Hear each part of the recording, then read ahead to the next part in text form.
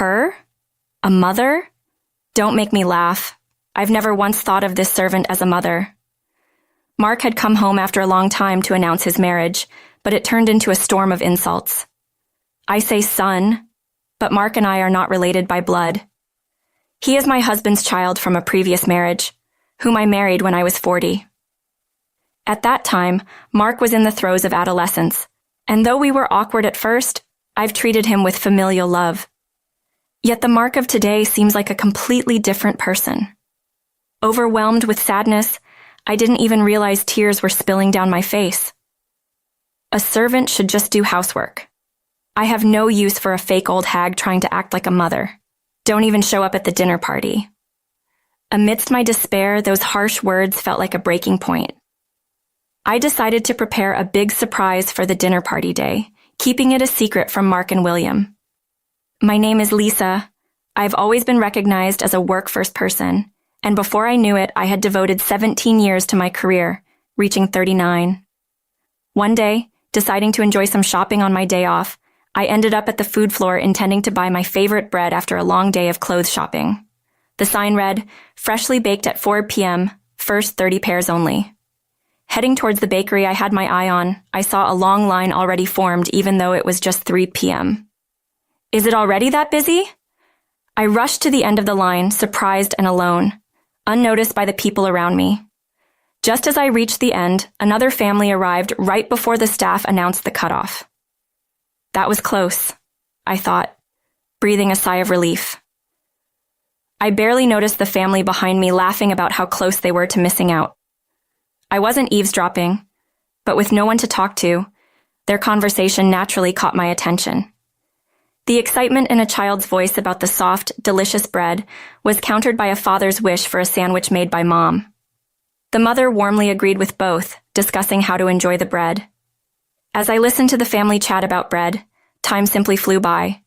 Before I knew it, the bread was ready, and the line started moving.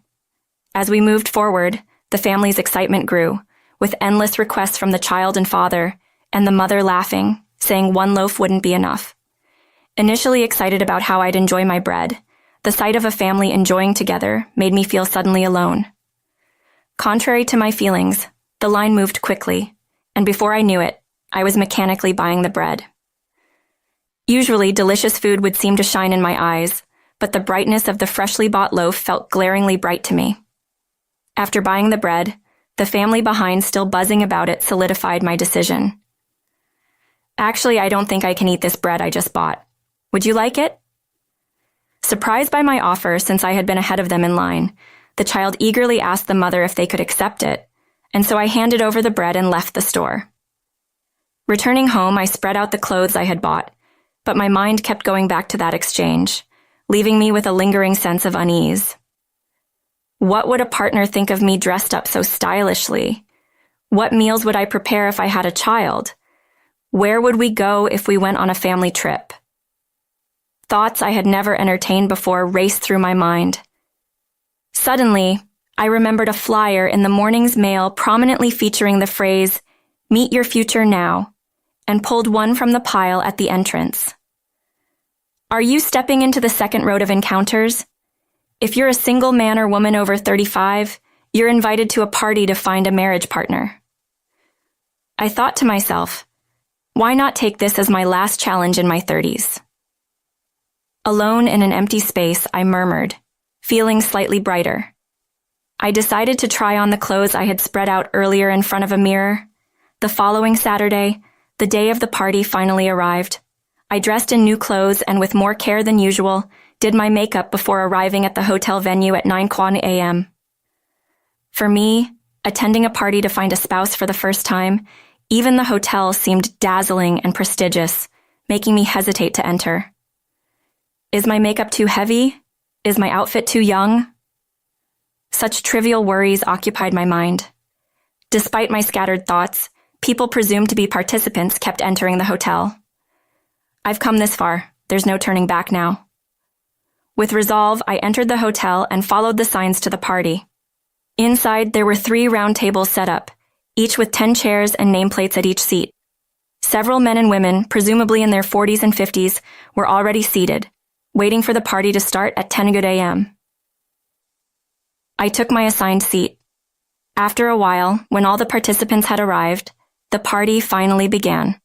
We started by introducing ourselves in turn as a group, and then shared about places we'd like to visit or unforgettable destinations under the theme of travel. However, having been engrossed in work, I hardly had experiences with travel or desires to go places, leaving me out of the conversation. As time passed without my participation, we moved to form new groups, this time discussing our dreams. In this group, amidst talk of becoming millionaires or going to the moon, only a man named William spoke of a grounded dream. Embarrassingly, I've been so focused on work that my wife left me, and I can't even have a proper conversation with my son. My dream is to have a happy family meal together. The group fell silent for a moment at William's words, but quickly resumed discussing extravagant dreams, as if they hadn't heard him. Clearly ignored, William looked dejected, regretting speaking up. Watching William, I suddenly remembered the family I met at the bakery and felt that perhaps with him, I could build a peaceful home. As the second round of group discussions ended and free talk time began, I approached William. "Thank you for sharing earlier. May I talk with you again?" "Of course, if you don't mind talking to someone like me," William responded nervously, regretting sharing his dream in the group. "What's your son's name?" "His name is Mark, and he's 12, right in the middle of puberty." William smiled wryly, shrugging. "He was only 7 when my wife left us."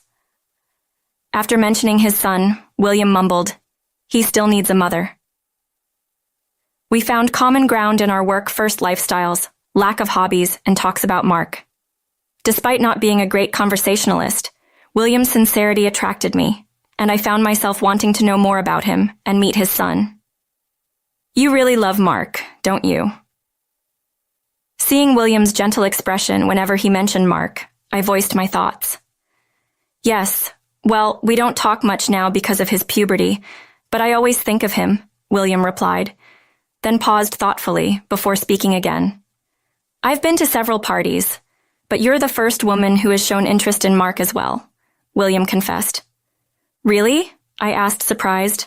"Yes, not to brag, but I earn a decent living, and while many approach me for my money, they back off as soon as I mention Mark," he explained, a sad expression fleeting across his face before he forced a smile and looked into my eyes. "How about we go out for dinner sometime?" he suggested. "Yes, I'd love to," I agreed, and so we exchanged contacts and began to see each other once a week. Before I knew it, I was celebrating my 40th birthday, and William had reserved a restaurant on the top floor of the hotel where we met. Enjoying the night view and the exquisite French cuisine, I was filled with happiness when I noticed William looking nervous, staring at an empty plate. "You see," he started without looking up from the plate, "I like that you're dedicated to your work, Lisa, and I respect that, but—" His voice trembled as if he was afraid, making me worry he was about to end things. "I'd want us to focus on our family after we get married." "You've been considering marriage?" I realized. "Of course," he said, suddenly looking up, his eyes now strong and determined. "I'll protect you, Lisa, so I want you to be there for Mark." It seemed he wanted me to quit my job and become a housewife, but I had already decided that if we were to marry, I'd make our family my priority. "If you're okay with me, then please, let's do this." Thus, we became a family. I resigned from my job amidst my colleagues' regrets and moved out of my apartment. Having never met Mark because he was shy, I felt anxious but visited William's home the following Saturday. William greeted me at the door. "Welcome home," he said, his face reddening slightly. "I wanted to say that to you." "Lisa, I'm home," I replied, my anxiety easing a bit at his warm smile. Inside, the house looked exactly like 2 men had been living in it. While the entryway was somewhat organized, the kitchen and living room were cluttered with delivery containers and fast food bags, far from clean. I was taken aback by this mess, but more so concerned that Mark was not around. "Where's Mark?" "Ah, he took off somewhere after I mentioned a new mom was coming. He'll probably be back by dinner," William said nonchalantly, indicating Mark might not be ready to accept my presence. Reluctantly, I started cleaning up the kitchen and pondering what to make for dinner. "Hey, William, you mentioned Mark likes Mexican food, like tacos, right?" "I believe so," he replied, half-focused, watching TV instead of helping. "I want to go shopping for dinner ingredients once I'm done cleaning up the kitchen." "Sure, go ahead." His lack of interest made me wonder if he was just marrying me to have someone take care of everything. "I can't carry everything by myself. Can you help me?" "All right," William agreed reluctantly, and I sighed internally at his reluctance. After cleaning, we headed out for shopping. "Hey, I want to eat this." William started picking out deli items, bread, and snacks as soon as we entered the store. "Do you plan on eating all that before dinner?" "Well, this bread will last, and we'll need snacks for when we're a bit hungry," he justified, trying to add more than 5 types of chocolate snacks to the cart. "William, please limit it to 2, I insisted. "That's harsh. This much should be fine," he argued. "Weren't you told your blood pressure was a bit high at your last checkup?" "Yeah, but..." Reluctantly, William narrowed it down to 2 snacks and put the rest back. After paying, we returned home. I'm tired." William exaggeratedly relaxed on the living room sofa while I started preparing dinner, planning to make tacos, my specialty for Mark, who likes Mexican food. "That smells delicious," William commented, drawn to the kitchen by the smell of tacos. "Want to taste a bit?" "Yes, please," he brightened up. I served him freshly made tacos on a plate. "Wow, this is good. Are we going to have such delicious meals every day?" Seeing William's joy made me happy too.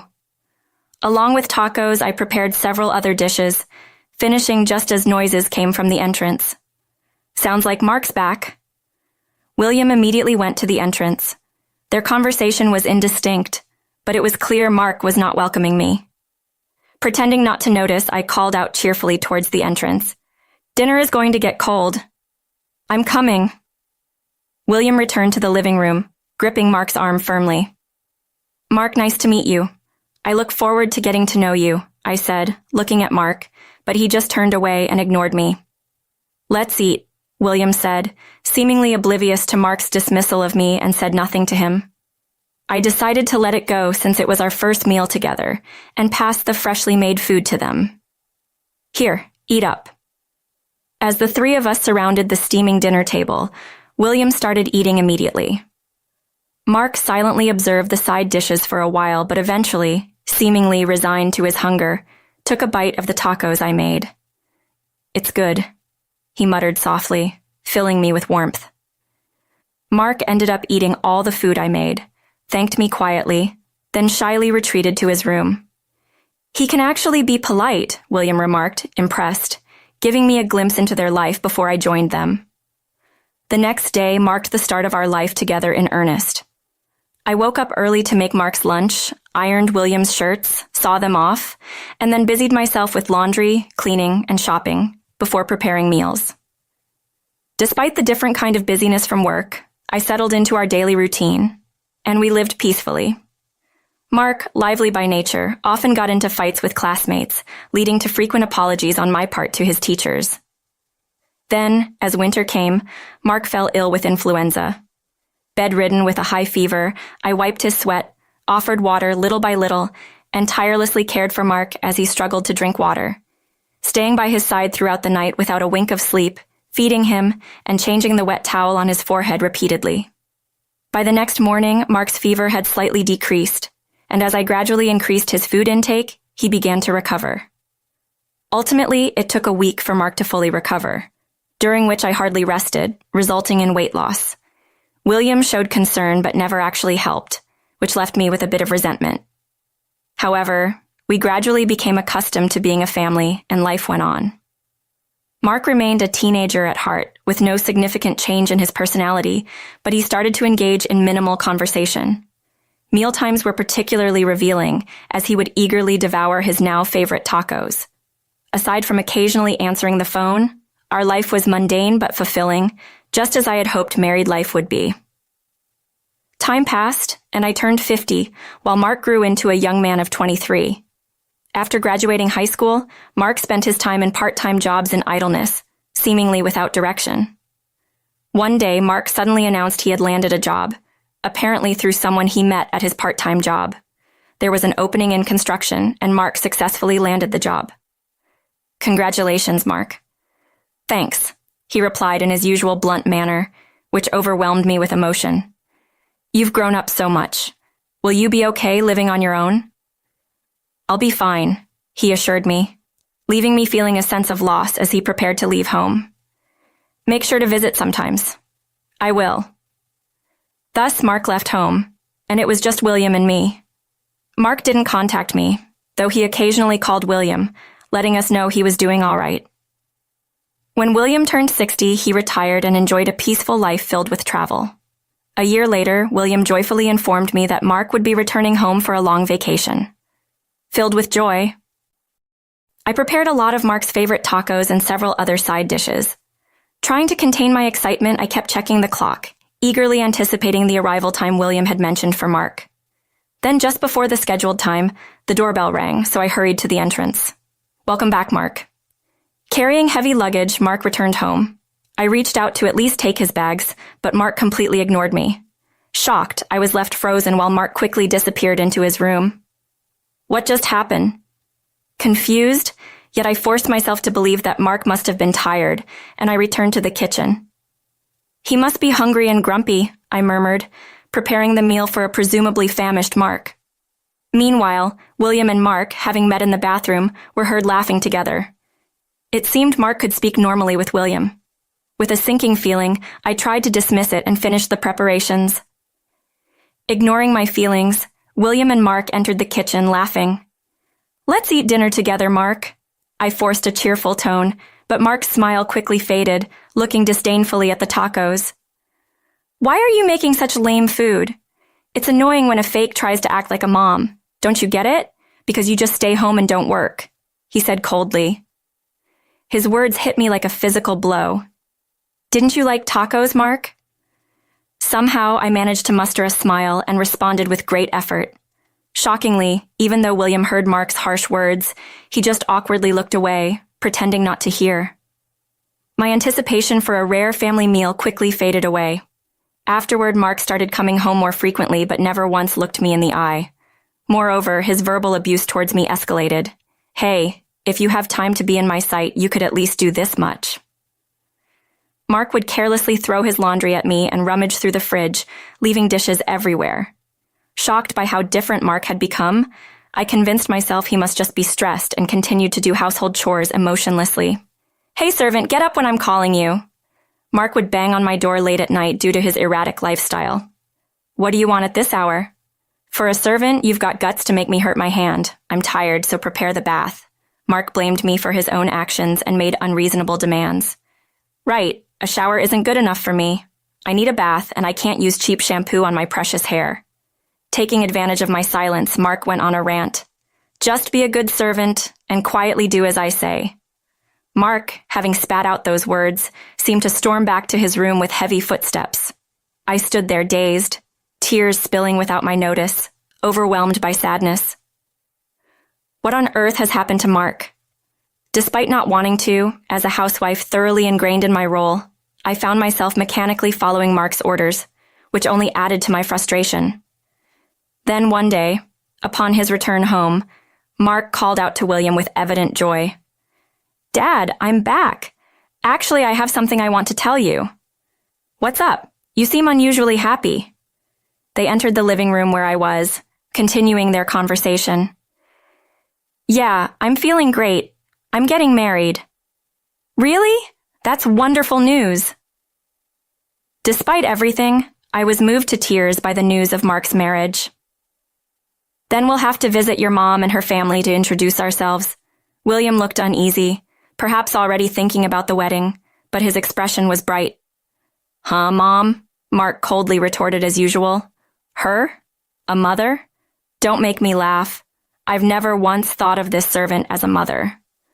That was the most hurtful thing he had ever said to me. Mark screamed like a devil, delivering the final blow. "A servant should just do household chores. I don't need a fake trying to act like a mother. Don't even come to the meal." Mark spat out these words while I stood there speechless from the shock. Hoping for some support from William, I turned to him only to find him drinking alone as if he hadn't heard anything. Unbelievable. Seeing this, I reached my breaking point and decided to call someone. Then came the day of the fateful dinner with Mark and his fiancée Sandra's family. Knowing I would be insulted by Mark, I got the restaurant's address and the start time from William and arrived right on time by myself. William and Mark had already greeted Sandra inside the restaurant, and Mark merely grimaced upon seeing me. "Lisa, you just arrived. This is Mark's fiancée, Sandra." William proudly introduced Sandra to me. "Are you Mark's family's servant?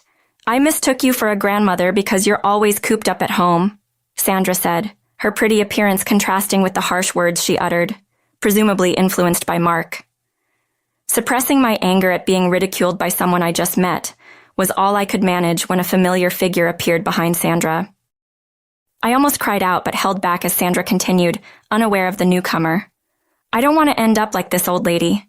I want to stay beautiful forever." "You are the most beautiful woman in the world. This servant here is just a sorry person abandoned by heaven."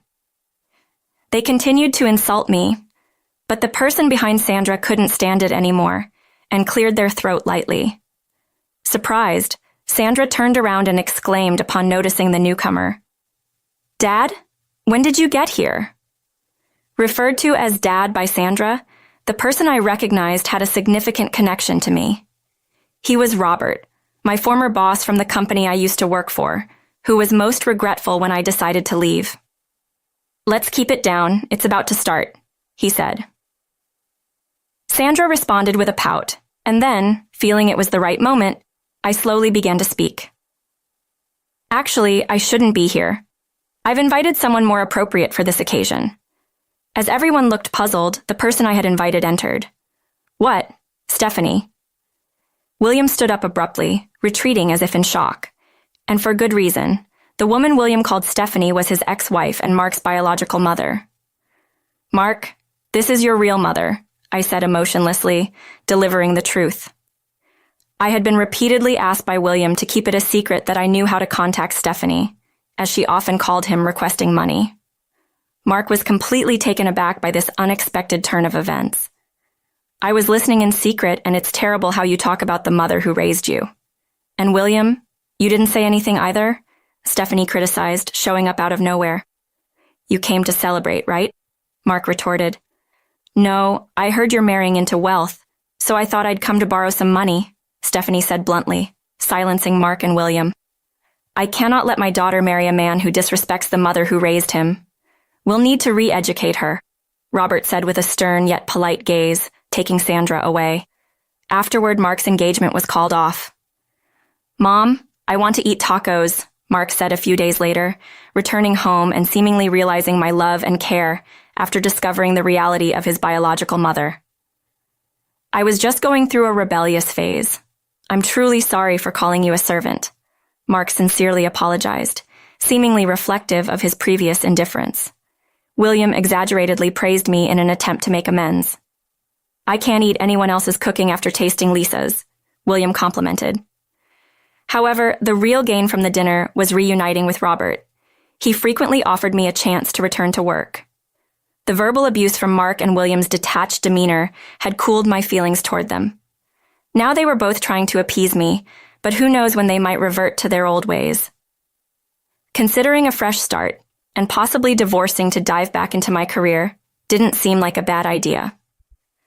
After experiencing a semblance of the small happiness I had dreamed of, living life for myself didn't sound too bad. I entertained William and Mark while contemplating my future, feeling excited about what